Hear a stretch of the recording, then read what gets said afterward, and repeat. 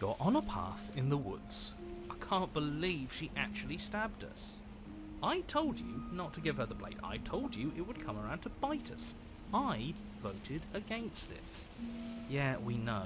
You already got your I told you so's in while we were bleeding out. I just wanted to make sure that everyone here knows that I was and am on the right side of that argument. Oh, you're far from being on the right side of anything. You're fixated on the past, whereas what you should be is fixated on the future. Ho ho, a visionary. I like it. Tell me more. Gladly, my dear fellow. By cruelly turning on the princess in her moment of vulnerability, we made ourselves an enemy. But by mastering our fear and insecurity and handing over our power, we've begun a journey to something so much deeper. I like journeys. Travelling is a bit of a passion of mine. It makes me so relatable. Now, where are we off to? Well, if we're lucky, it's a journey to love. She hates us. Does she? She hesitated before stabbing us to death. There might just be a kernel of affection in that angry, angry heart. As ridiculous as this guy is, maybe he has a point. I don't know if I necessarily buy into his whole love journey thing, but maybe she won't be as keen to betray us this time. We've already proven to her that we can change, so maybe she'll realise that things don't have to end in violence. You know, maybe you're right. In which case, I suppose the only thing to do is to get back to the cabin and give it another try. Give what another try exactly? You are aware I've been listening to you, right? It makes no difference if we conspire in the shadows or bear our intentions with open hearts. We are breaking your cruel cycle and whisking her away to freedom. Oh, are you now? Great, so you've obviously been here before, since you apparently died at least once. Twice, actually. Sure, twice. Then I'll spare you the little introduction I had planned. You already know about the princess, and clearly you already know that she's dangerous. So don't muck this up. It's bad enough that this isn't your first time through. Wonderful. If the woods themselves are changing, then that's all the more reason for you to take this seriously.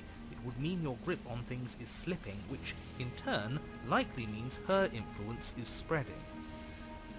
Someone's in the know.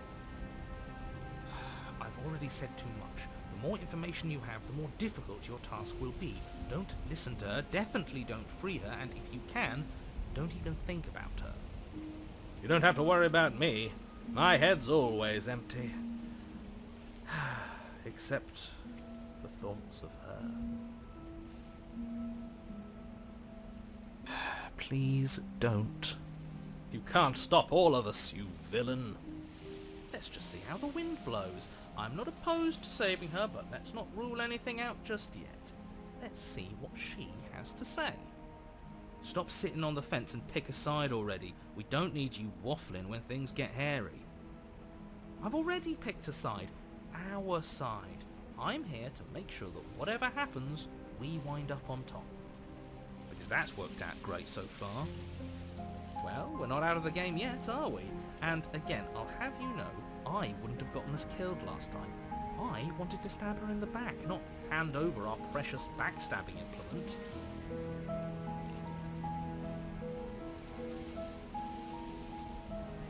What do you want me to say? It's bad that you've been here before. It's bad for you, it's bad for me, and it's especially bad for the world. The more times you run through this, the more likely it is that you'll fail. You've already failed twice, so you knew this could happen. Theoretically, sure, I knew this could happen, but I was supposed to be the first. I'd really rather not get into it. I don't care about where we came from, and I don't care to discuss the theory of anything. I yearn only to bring her freedom. I'm here to feel, not to think. Then we can all move on, and forget what I said about failure. It's important that you believe in yourself, and the fact you're here probably means that you still have a chance to pull this off and save the world. My world, at least. Sounds like you've probably doomed a couple of others already. I need to stop talking. Think happy thoughts.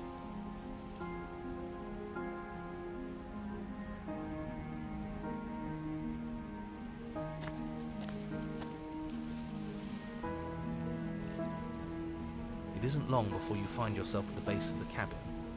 I think it's clear where everyone stands at this point. I don't know if I'd say everyone. You talking about me? I have a position. It's a good one too. Ignore him, he's just talking for talking's sake. My position is the only one that matters. You know what you have to do.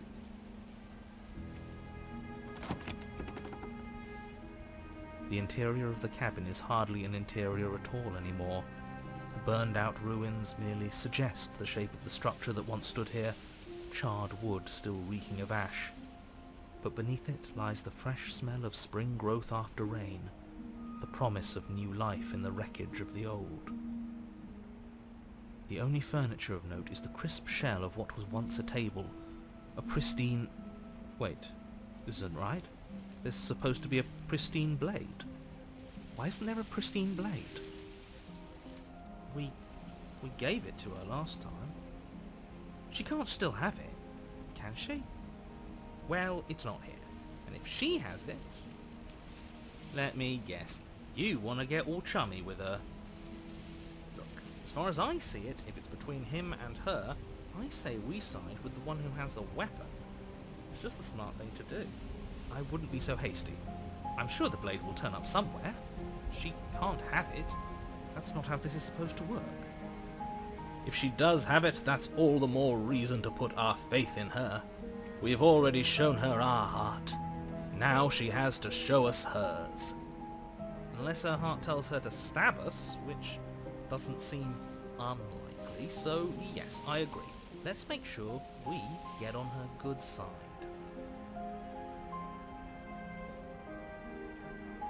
You're right, the mirror is back. There isn't anywhere for us to go. But there isn't a mirror. I still don't get his angle here. Either way, I say we take a look. It feels like it's been forever since we've actually seen ourselves. For all we know, our feathers are all out of place. And that's why we haven't yet won her heart. We must put our best face forward. Yeah, we can't go around looking disheveled. A real go-getter takes care of his appearance. So, is the door to the basement behind the mirror? I promise you there isn't a mirror, and there isn't a door to the basement. The entrance is more of a burned-out frame than anything else, and it's right there on the far side of the room. Do you really not see it? You step forward and approach the scorched entryway leading to the basement, hesitating before you begin the descent. You know what you have to do. Wipe away the grit from the mirror, and behold our handsome features. It went away when we touched it last time. You reach forward and wave your hand through the hollow entrance leading to the basement. You really thought there was a mirror there, didn't you? That can't be good. As if things weren't unpredictable enough. Alas, our fine features remain unseen. We'll just have to trust that she'll find us beautiful as we are. Well, seems like the only way to go is forward, isn't it? Yes, that's where everything tends to be. Let's just put on a good face and have our wits about us.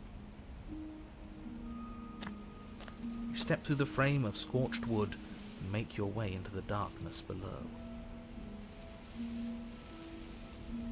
The stairs to the basement are covered in a fine layer of gritty ash. The air still feels warm, as if the fires that ruined this place had only recently been extinguished. Yet fresh shoots of thorny branches are already weaving themselves through the soot-covered earth of the walls around you.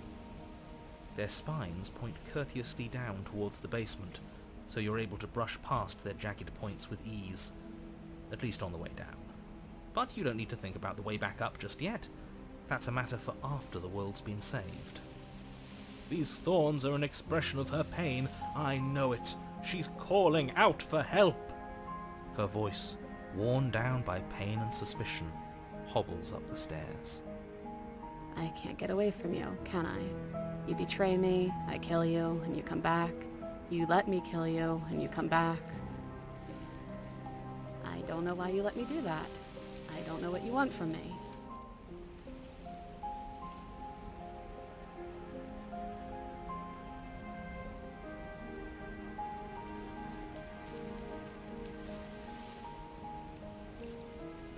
I think you know how this goes. I'm down here and I can't leave. So come down and talk. It's not like I can stop you. You continue down the basement stairs, brushing past the smooth edges of thorns that grow more and more plentiful as you make your way forward. You step out into what was once a vast open cavern, now overrun by briars and prickles and thistles, the space thick with hostile vegetation. At the heart of it all, encased in a tight weave of vines, is the princess, her bloody, trembling hands clutching a pristine blade. Did you know this was going to happen to me? Are you here to watch me suffer? Are you here to laugh?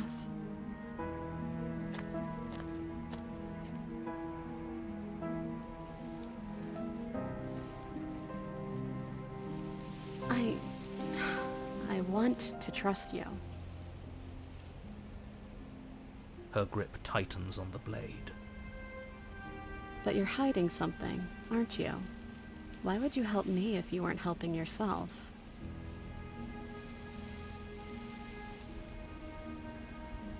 The princess clutches the blade closer to her chest. That sounds nice. I'm so tired of the bad blood between us. But it's hard to let it go. You've hurt me. Her eyes dart away from yours for a brief moment. And I've also hurt you.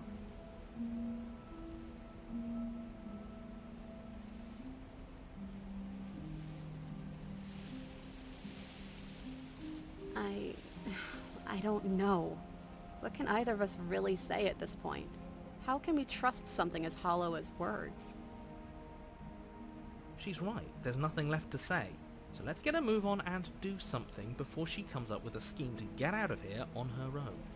We don't need words to send a message. It is through action that we can show her our adoration, our devotion, our kindness.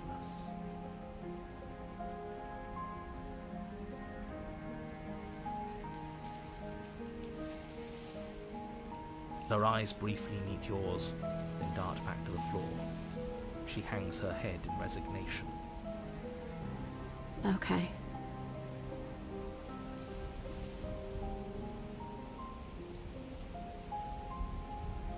You reach towards her bloodied hands, laying your palm on her trembling fingers.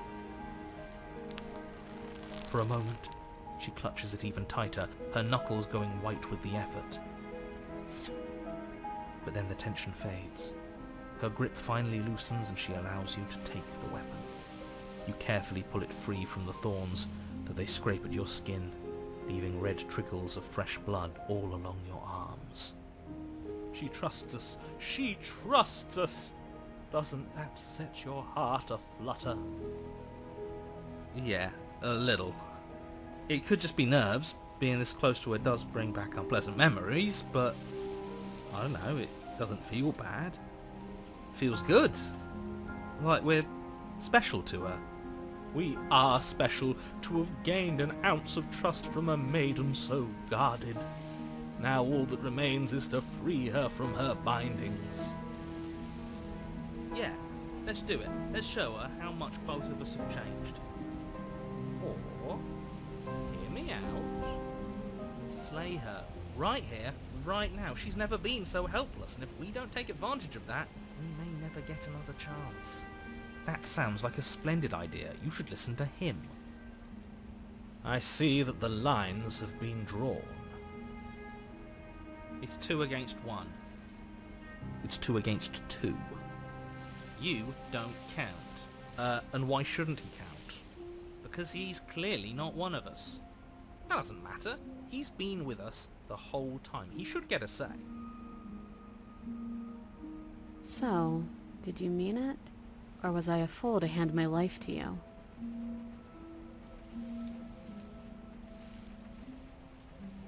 Yes, what a good idea. Let's cut her free. Oh, so you're suddenly team free her. You can't just switch sides as soon as we make a decision. I can do whatever I want, and I believe with my whole heart that this is the right course of action. Let's free this princess. Everyone deserves a chance at redemption. Let him join us and be merry. We are all united by our passion. That's right. What he said. We've already given him a chance at redemption. And who says I don't deserve another? I really mean it this time. I'm big enough to admit when I'm wrong. So I want to help you all free her. And I have no problem with that. Welcome to the team. You're one of us now. One of the good guys. You take the blade to the thorny vines imprisoning the princess, and she flinches, relaxing only slightly as the blade slices into the thick vegetation rather than her arm. She flinches again as the last of the vines is cut away, as if, after all of that, she's still expecting you to turn on her and stab her in the heart. But you're not going to do that, are you?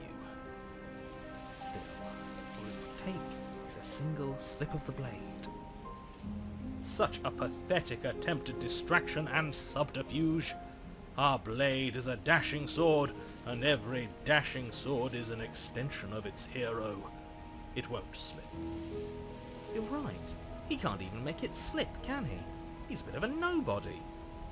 Good thing I've been on your side of all this since the beginning.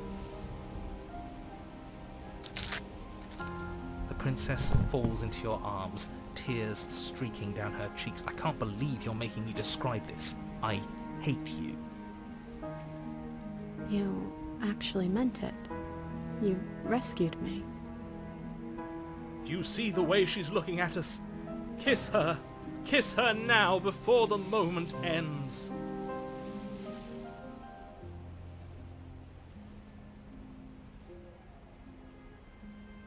Can we actually do that? No, you can't. Absolutely not.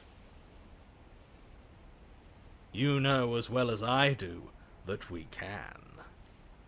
And we wouldn't want to throw away a chance for a special moment, now would we? If I were only capable of throwing myself off a bridge. Well, are you going to describe our steamy, romantic kiss? You lean in and you kiss her. And She reciprocates enthusiastically. You kiss. It's done. Are you happy now? come on now, this is the big moment! You can do better than that. Ugh, fine. You and the princess lock eyes and stare deep into each other's souls with all the roaring emotion that comes from letting what once was hatred turn into pure, unbridled passion. Are you making fun of us? And then each of you close your eyes and kiss. Words can describe neither the nuclear fire nor the oceanic depth of your connection. Please. I think he actually likes romance. If history itself were not about to end, historians would document this moment for the rest of time. Musicians would write era-defining ballads, and great artists would expend entire lifetimes trying to merely capture the spark you hold right now. It doesn't matter either way, because this is good stuff. I'm aware of my skills. He's making fun of us. But unfortunately for you, the moment doesn't last forever. You open your eyes, the princess smiles gently up at you. Time for you to damn the whole world to oblivion, I suppose.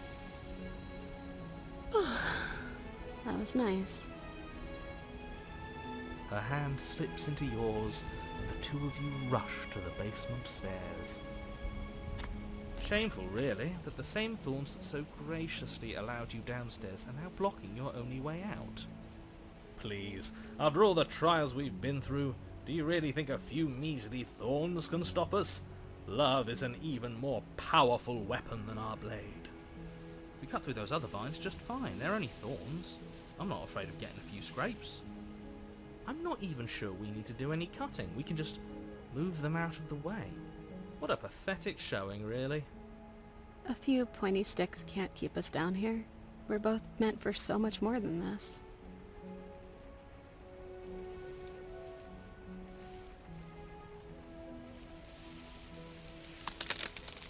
As you step into the thorns covering the basement stairs, they yield. Both you and the princess ascend the stairs without obstacle. This is unacceptable. The second you step out of this cabin with her, the world ends. Do you hear me? What did the world ever do to you to deserve this? Your nightmare is our dream.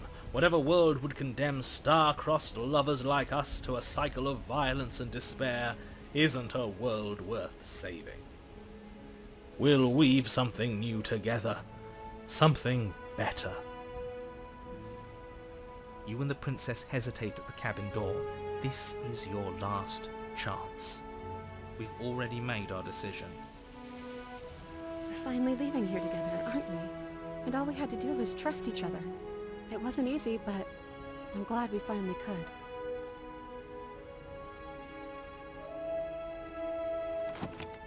Hands clasped, the two of you open the door and step out into a new day. You irredeemable murderers.